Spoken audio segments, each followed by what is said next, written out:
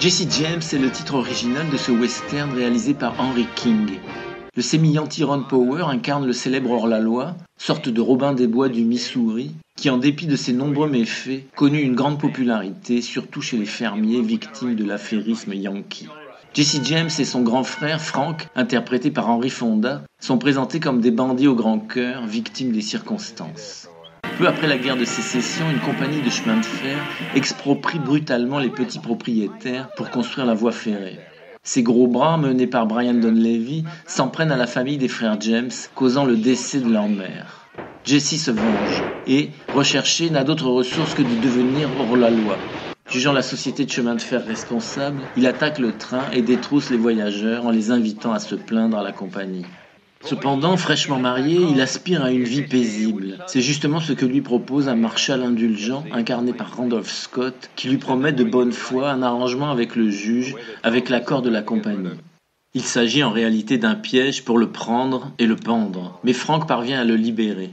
Jesse, échauffé, entraîne alors sa bande dans une série de braquages de plus en plus audacieux.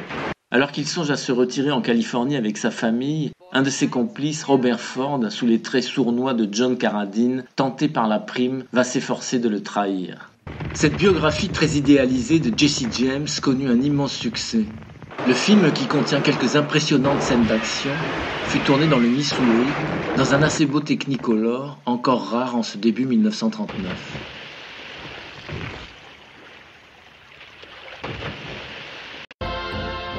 Union Pacific est le titre original de ce western à grand spectacle réalisé par Cecil B. DeMille. Environ 3000 km séparaient les réseaux ferrés de l'Est et de l'Ouest quand, vers la fin de la guerre de sécession, le gouvernement américain lança les travaux d'achèvement de la liaison transcontinentale. Deux compagnies étaient en compétition, l'Union Pacific, partie de l'Est du Nebraska, et la Central Pacific, partie de Californie. Au bout de 6 ans de travaux, les deux lignes se rejoignirent en Utah. Le récit met en scène un banquier véreux qui s'associe à l'Union Pacific pour saboter le projet, travaillant en sous-main pour la compagnie concurrente. Il engage un truand sans foi ni loi, Sid Campo, incarné par Brian Donlevy, pour retarder les travaux, en encourageant les milliers de travailleurs du chantier à la débauche par le jeu, l'alcool et les femmes, en suscitant des révoltes ou en dérobant la paix des ouvriers. La compagnie engage un ancien officier, Jeff Butler, incarné par Joel McCrea, pour faire régner l'ordre le long des travaux. Il est secondé dans sa tâche par 2 vieux briscards plutôt efficaces. Sid Campo suit le chantier avec ses hommes de main, parmi lesquels on peut reconnaître le jeune Anthony Quinn. Son associé principal se trouve être un ancien camarade de Jeff Butler, interprété par Billy Preston, plutôt sympathique, mais rapidement écartelé entre cette vieille amitié et son vil partenaire. Dans cette aventure épique soigneusement reconstituée, l'intrigue sentimentale est portée par Barbara Stanwyck, incarnant une jeune télégraphiste, fille d'un conducteur de locomotive, dont les 2 amis vont tomber amoureux. Les sabotages ne sont pas les seuls obstacles à la marche vers l'ouest de l'Union Pacific. Il faut aussi franchir les montagnes rocheuses et se défendre des Indiens en colère à qui on arrache brutalement les derniers espaces de liberté.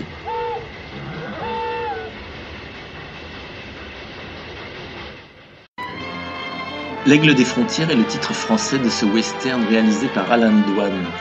Ce film, au format de série B, est un des premiers westerns qui met nommément en scène Wyatt Earp, qui fut shérif à Tombstone, en Arizona. Randolph Scott incarne avec aisance cette légende de l'Ouest qui mourut à Los Angeles en 1929, à 80 ans. Le récit, basé sur une biographie très romancée, relate l'arrivée de Wyatt Earp à Tombstone, ville champignon surgie en 1879 à proximité de mines d'argent. La vermine et la violence règnent sur cette ville nouvelle avec comme affreux de service John Carradine, le patron véreux d'un saloon, et toute une bande de scélérats. Earp devient rapidement shérif de Tombstone où il fait un peu le ménage et où il se lie avec une autre figure mythique du Far West interprétée par César Romero, Doc Holliday, dentiste devenu joueur professionnel, poitrinaire à la gâchette facile, tiraillé entre l'instinct de mort et son amour de jeunesse. Table de poker, chanteuse légère, bagarre, attaque de diligence, jusqu'au fameux règlement de compte à hockey choral, ce film contient tous les ingrédients pour faire un honnête western, même s'il ne veut pas, loin s'en faut, la version qui sera tournée par John Ford en 1946.